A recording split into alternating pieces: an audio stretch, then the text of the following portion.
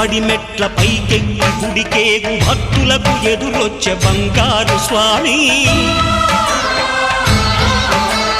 ఇరుముడులు స్పృశించి శుభమనుచు దీవించి జన బృందముల చేరే జగమేలు స్వామి తన భక్తులనరిల్చు తప్పులకు తడబడి ఒక పక్క ఒరిగెన ఓంకారమూర్తి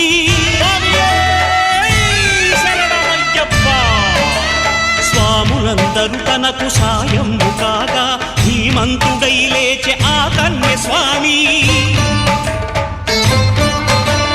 పట్టబంధము వీడి భక్తతతికై